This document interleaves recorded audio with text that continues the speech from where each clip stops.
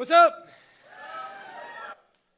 Happy Easter, everybody. Looking fantastic. Thank you guys so much for being here with us this morning. Super excited. Didn't our youth do a fantastic job? Can we just give it up for them? Good job, guys. A lot of them were super nervous in the back there. I think they did great. So if you see them out in the mezzanine afterward, give them a high five or a hug or something. Put a lot of hard work into that. Good morning, everyone. Happy Easter, as I said. If this is your first time with us, if you're a guest with us, we try to reiterate so many times that we're just so happy to have you here. I know Easter is a special day, time of the year, but every week I try to take a second and just thank you for spending the time with us because I know it's an investment. I know it could be a scary proposition to come to church, especially if you're not a normal church-going person. That whole idea kind of can freak you out. But even if you are, a regular church person, going to a new one can be kind of scary. And so thank you guys for being with us this morning. There are a lot of people that aren't able to be with us in the room. I did get messages of people that are out of town and people that have moved that used to come here. And so a lot of them are either watching by video or by Periscope out there. And so we'd like to take a second. Could we put our hands together and thank everybody in the room, listening, watching, everybody out there.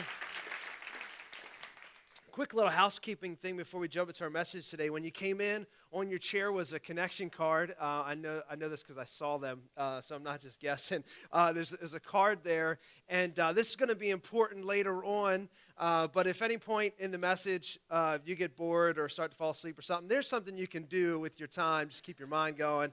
Little card here.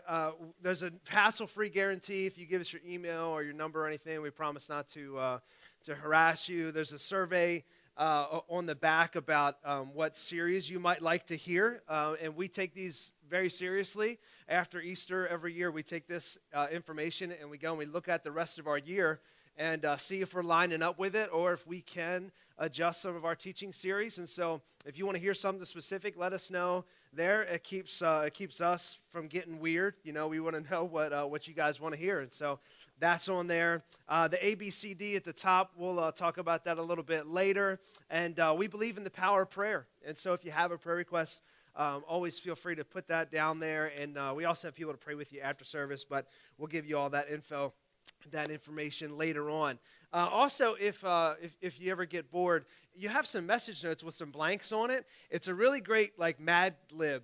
If you fill in the blanks with just make crazy sentences. So anyway, that's out there. You can check that out. Or if you want to take notes in the message, grab your pen and you can jump in there and follow along with it. So for those of you guys that don't know, my name's Chris, Pastor Chris, lead pastor here. My wife, Lori, who was just out there, that sexy lady with the polka dot skirt, that was her. That's my wife. Here's actually a picture of a family. My daughter London here. They're the ones smiling, and I'm that joker staring off at something. I don't remember what I was looking at, but it wasn't the camera. Lori, actually, we were talking the other day, and she's like, you wouldn't talk behind my back, would you? And I was like, no, I don't talk behind your back. I talk about you on stage in front of everybody. So if you're around any length of time, you'll hear a story about Lori in London. I can guarantee it. I like just some things about me. I like trail mix and green tea, and God blessed me to be an Oriole fan. Bomb City, or Dong City, as it's affectionately known by some, Bombs for Days. So super excited about this season. That's a little bit about me. One thing I do not really like is fishing. Any fishing fans out there?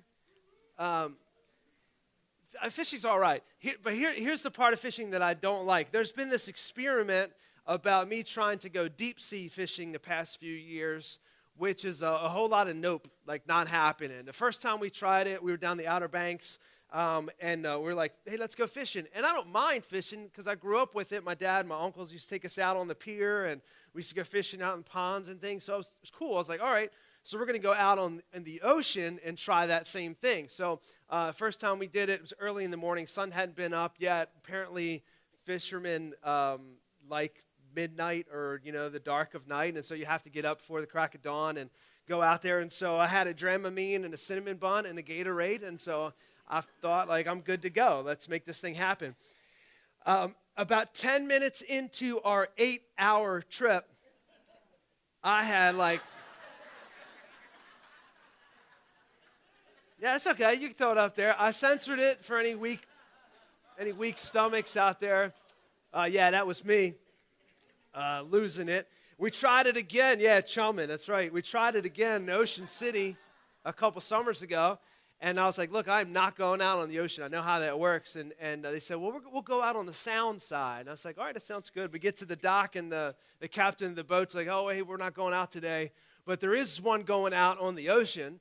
And so the peer pressure hit, and I was out on the boat. This is actually where that picture is from. This is right before I gave up the ghost, like we just saw. Fishing is not really the problem. I don't mind fishing.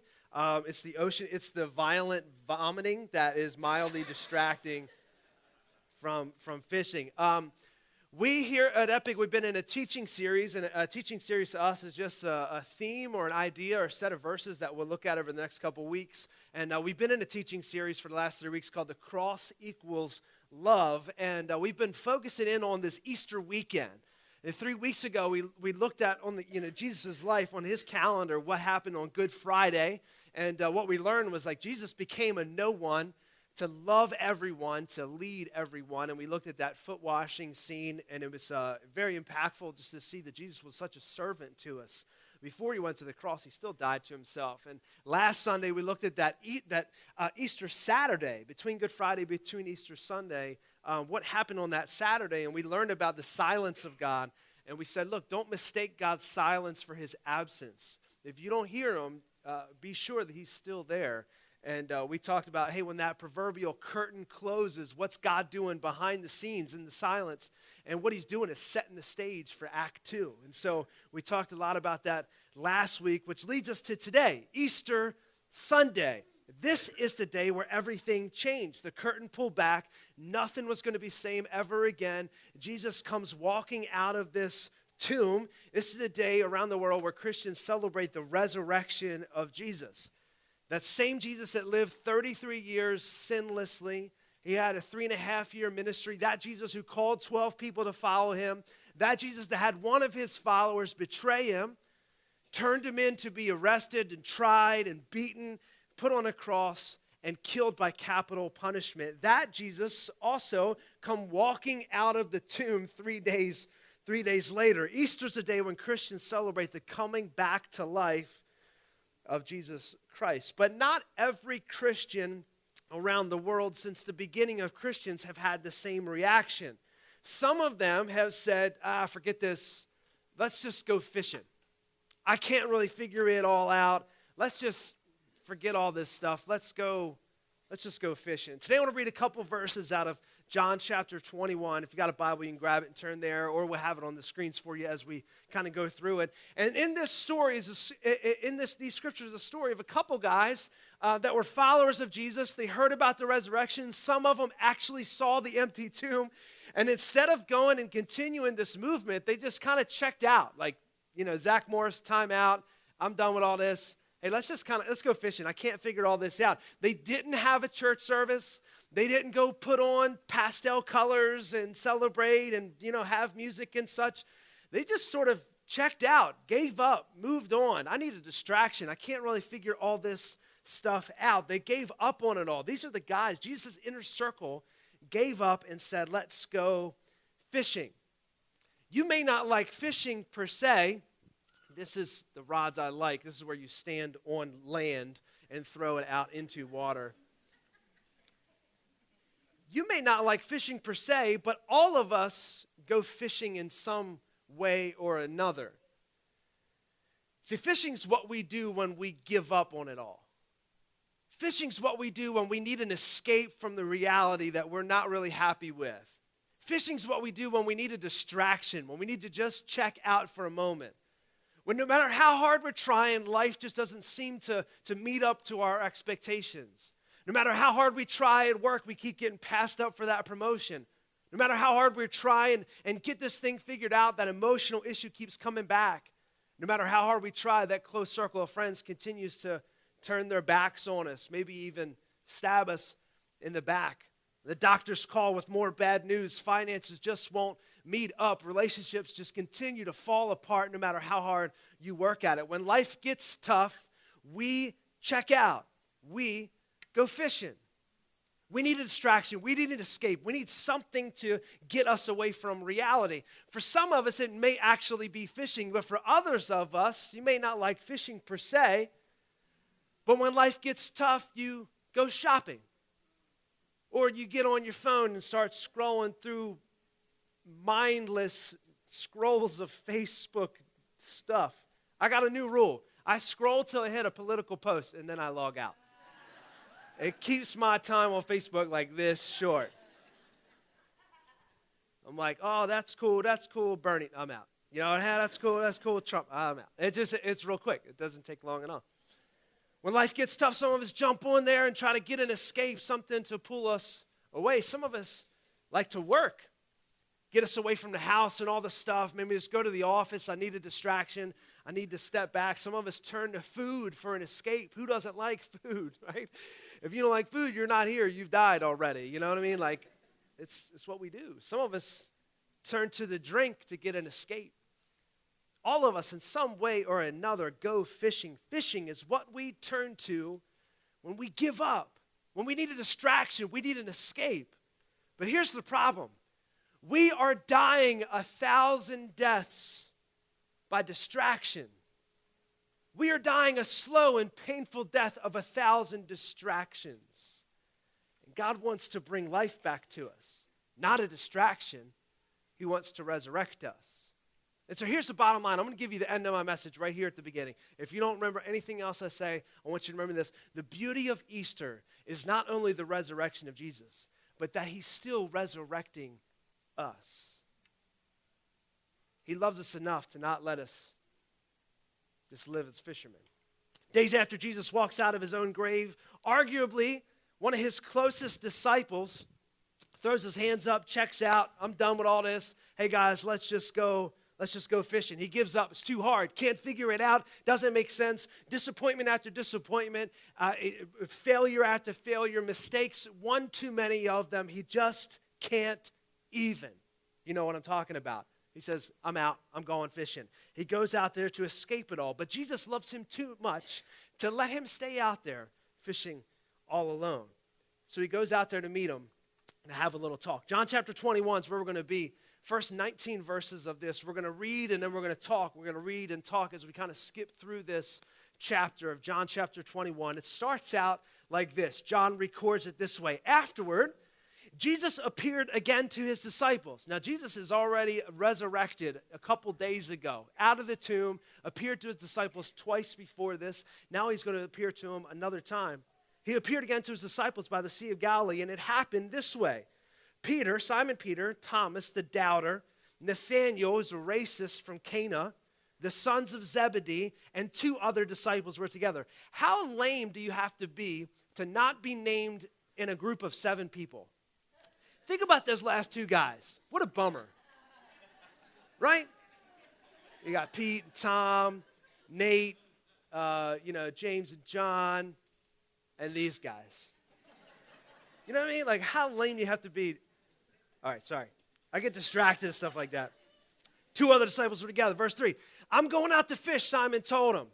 I'm out of here. A little background on Peter before we read on. Peter's one of the inner 3, Peter, James, and John. He was usually the first at everything. He was the first to open his mouth with the wrong answer and the right answer. He was the first to get the questions right and to step out and do something by faith. But he was also the first to pull out a sword and cut some dude's ear off, you know? Like, he was the first at everything, good and bad. Peter was always leading the charge. Hours after Jesus being tried and being arrested, he denied him 3 times. Many of us know that story. They're like, hey, aren't you friends with him? He's like, no, I don't even know the guy.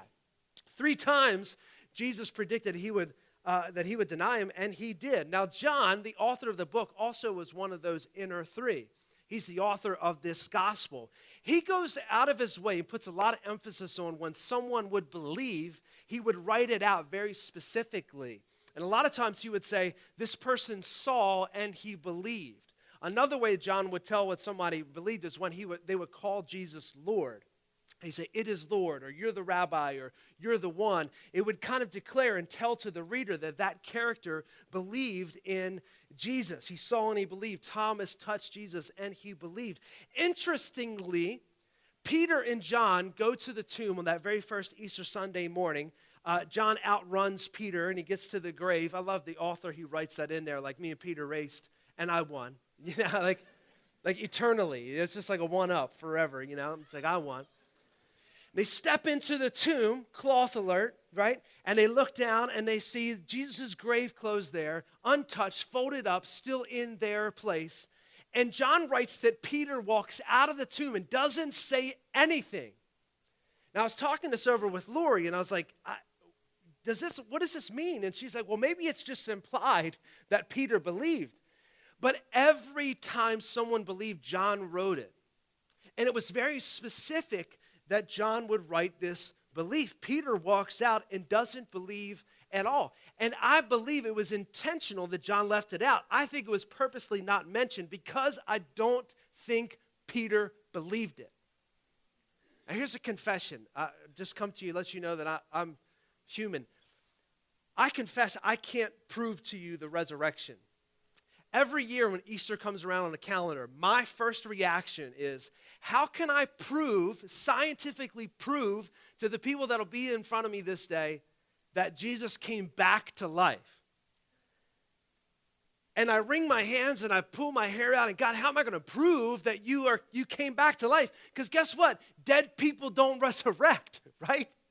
People die and, we do this and throw some dirt on them and they're gone. That's it. Dead people don't come back to life.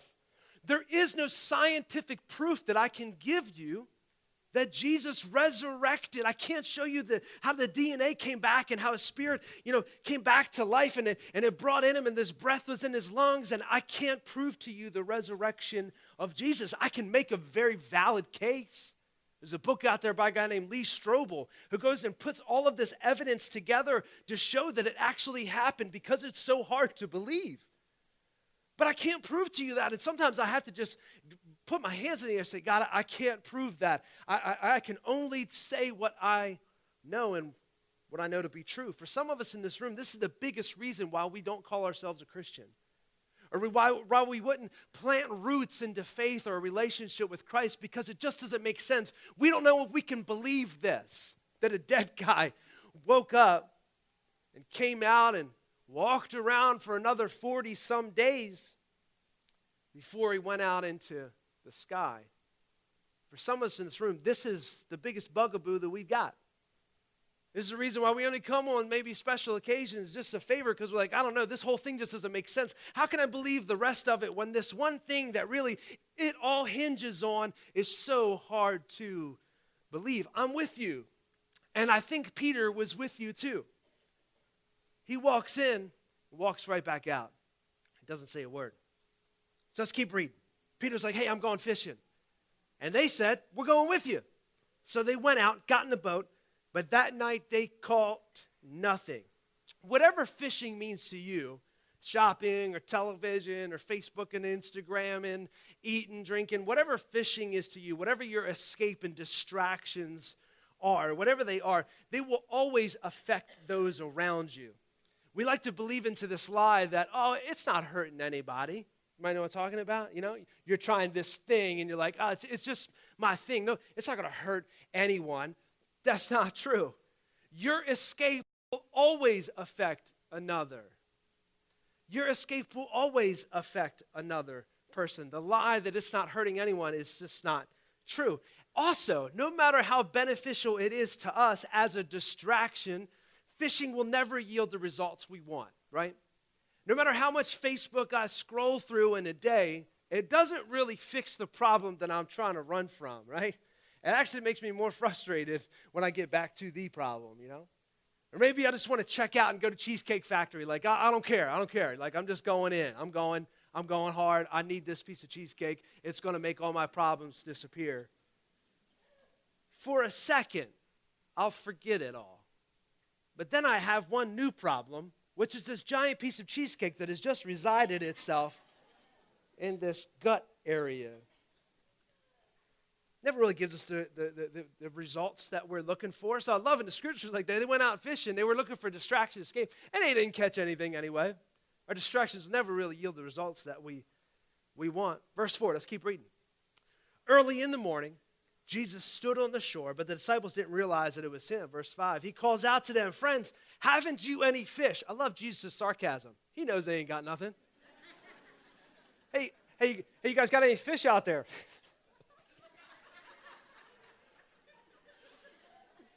They got an answer.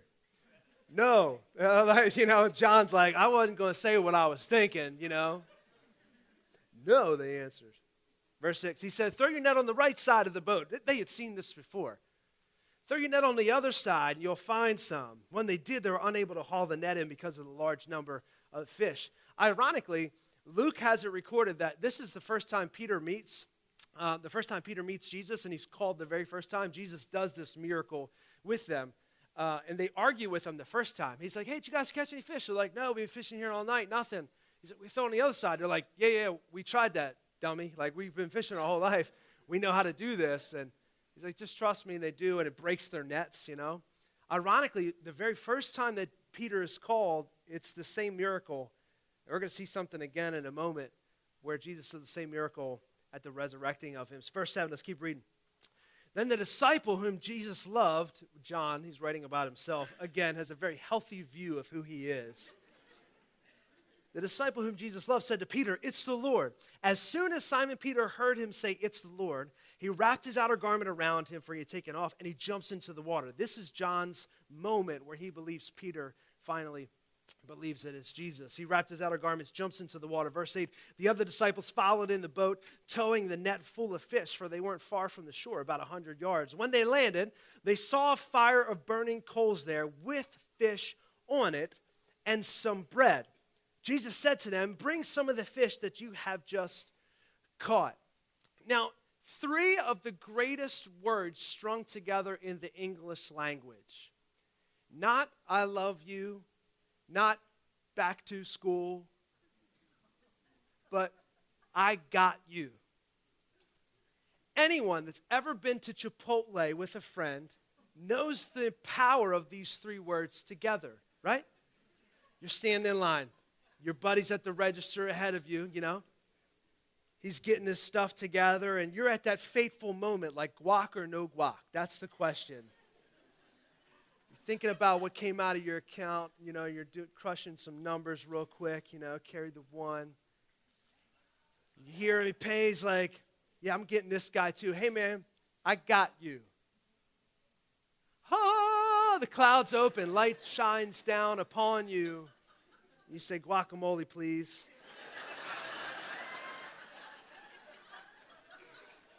Keep it coming, I didn't want to see any beans or anything. I just want to see guacamole, just a bowl of it. Like, he's got me. And no free cup for water either. I want the largest soda that you have. I got you. It's a miracle, right? It's just something that soothes your soul. Those three words are amazing. I got you.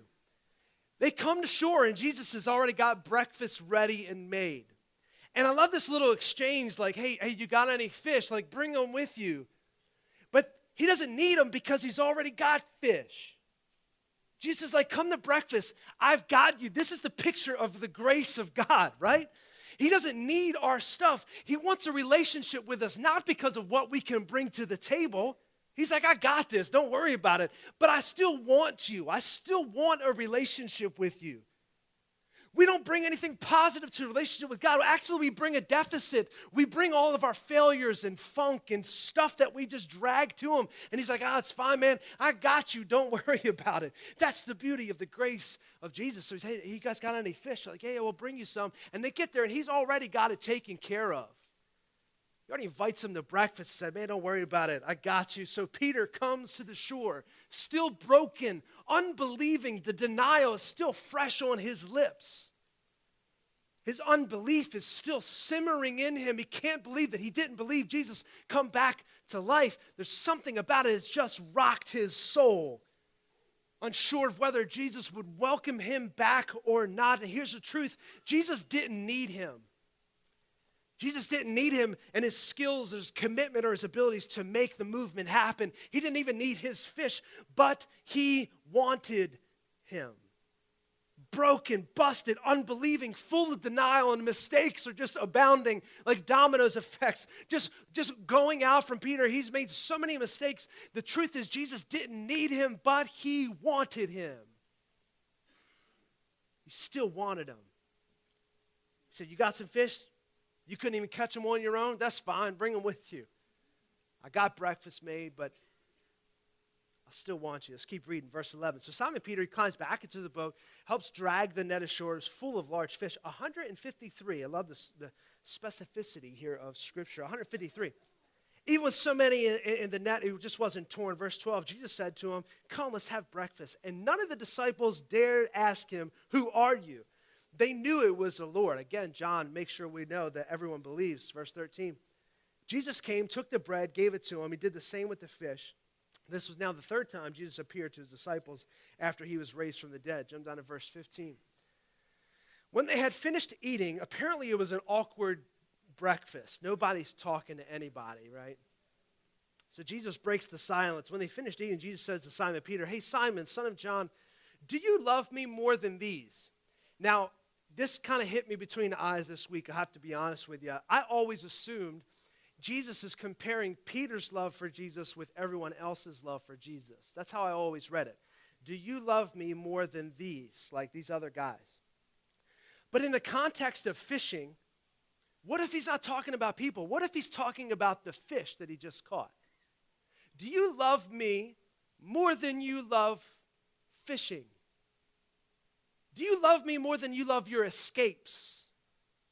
Do you love me more than you love your TV and your Facebook and your friends, your relationships? Do you love me more than you love sex? Do you love me more than you love all of these distractions out there and these things? Do you love me more than you love that stuff?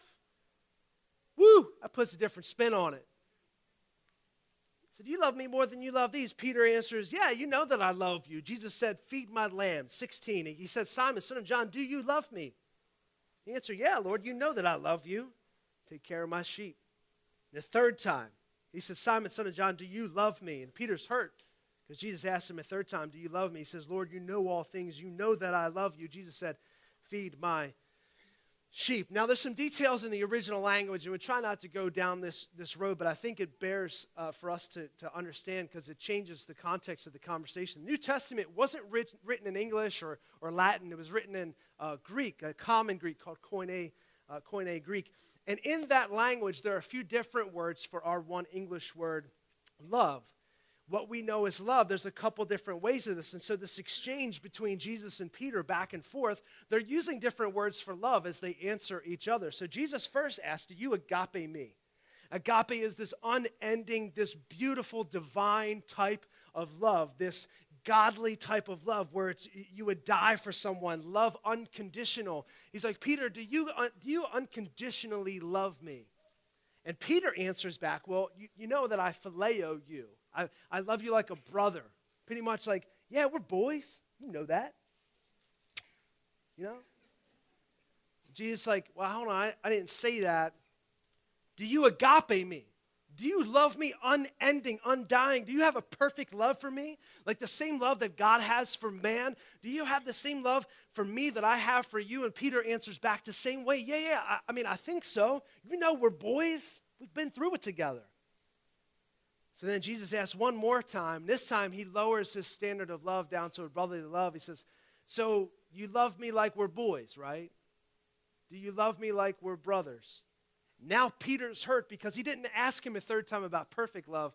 He asked him about brotherly love. He said, do you love me like a brother?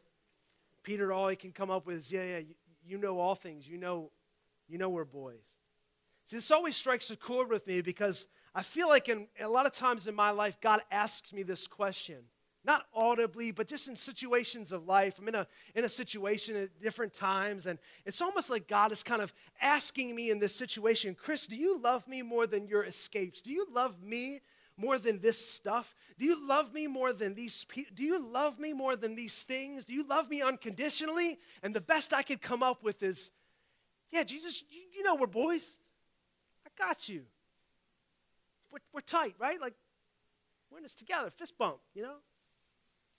It's almost like he asked me back, hey, no, Chris, I wasn't asking you that question. Like, do you love me more than that stuff? Do you love me more than those things, more than people and the approval of others and the hand claps and the backpacks? Do you love me more than the Facebook likes and Instagram call outs? Do you love me more than all those things and the distractions that you use for an escape in life? Do you love me more than those things? And all I can answer back is, yeah, I think so. I mean, we're boys, right? Respond back to these, and this conversation makes me see my failure to be a good follower of him, unable to love him like he loves me, unable to be faithful to him like he's been faithful to me, unable to believe like he's believed in me, unable to stand tall, put my shoulders back and march on and push this movement ahead that was started by Jesus himself. So instead, pack my bags and I just go fishing again. As a failed follower, I check out, I give up, I look for an escape. I need a distraction. I jump on Facebook to give me some drama to capture my attention. I open Instagram to look for something to distract me from my inability to be a perfect follower of Christ. Why would he still want me? There's no reason why he would still want me and invite me to be a part of the movement. Why wouldn't he move on to a more faithful one, a more disciplined one, a more qualified follower, someone not so prone on giving up and going fishing? Why wouldn't he give up on me and get some new followers? Because I'm most certainly just an embarrassment or liability when I think that in these situations. Instead, Jesus turns to me just like he would turn to you, just like he turned to Peter that morning. It says in verse 19, Peter, unable to commit to a love for Jesus, the one who just died for him. Every reason in the world why not to call him, not to use him. Jesus looks at him one more time and he says, just follow me. He extends the invitation one more time. Jesus could have very easily buried Peter under mounds of evidence that would have left him nothing more than a failed fisherman, but rather he re-extends his hand out. The invitation that he first gave, man, forget all that stuff. It's under the bridge. I just want you to follow me. He reinstates Peter into the fold of followers. He breathes new life into Peter on the beach over breakfast. He resurrects him from a certain death of mediocrity. Peter dying a slow death of 1,000 distractions out there fishing. There's no way Jesus would ever need me.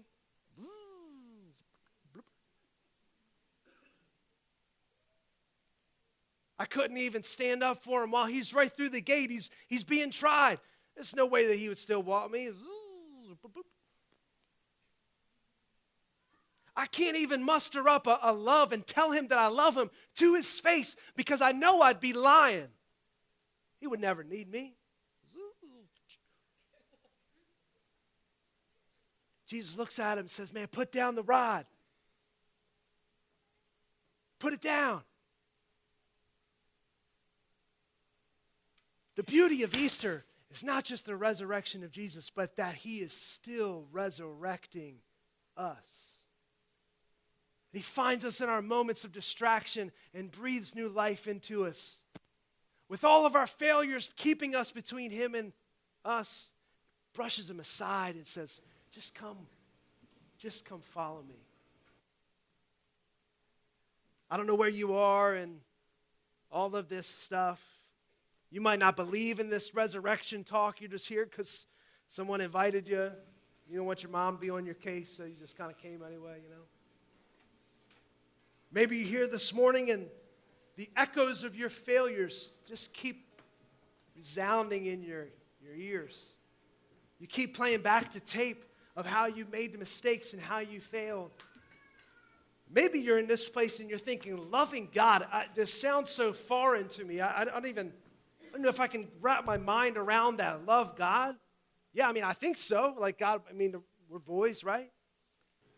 Loving God seems so foreign to you.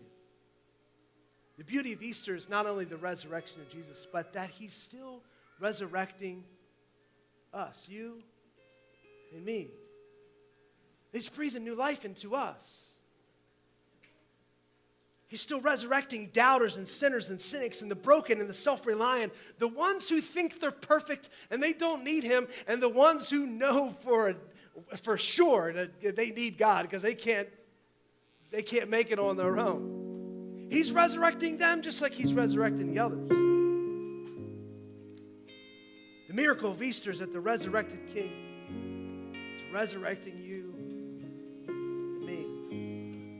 The beauty of Easter is not only the resurrection of Jesus, but that he is still resurrecting us.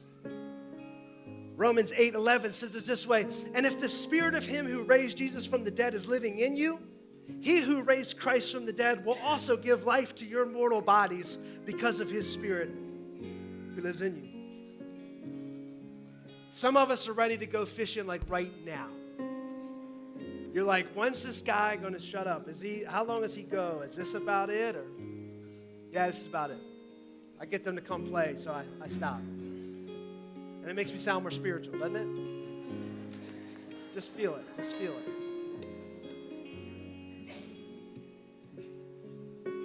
You know just as well as I do, though. Whatever you're looking to right now for the distraction has never really given you the results you wanted. What was at the bottom of that bottle? What was at that place when you shut her down, you know? What was at the end of that shopping spree? What was at that workaholic binge you went on for weeks at a time and never saw your family? The results you were looking for were never really at the end of that, were they? We never really caught what we were looking for.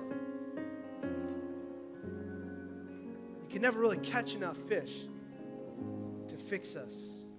We need resurrection. We need to be resurrected.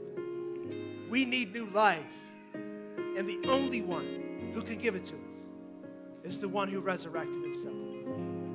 See, I can't prove to you the resurrection of Jesus, but you can't disprove his resurrection of me. Because I know how bad I was. I know how often I went fishing because I knew I was a failure. I knew how bad I was when I looked at God. I couldn't even look him at a face like, love God? Yeah, right. Like, I think so. Because I knew he knew the worst of me. I didn't need another distraction. I needed resurrecting. And so I stand on the stage to you today. I can't prove the resurrection of Jesus to you. But you can't disprove his resurrecting of me. And that person behind you. And the stories of the baptism we just celebrated a month ago, 22 people stood on this stage and shared the story of it. Man, before God, I was lost, I was broken, I was busted, but because of him, I stand here alive. I can't prove to you the resurrection of Jesus, but you can't disprove it's the resurrecting of me. And the people sitting all around you. So the invitation is still here. Jesus is still waiting on the beach with breakfast, and he's saying, I got you. Don't worry about it. I've got you. I love you. I know that you can't fully love me yet, but that's cool. We'll get there. We'll work on that. Don't let that stop you. I still want you to follow me.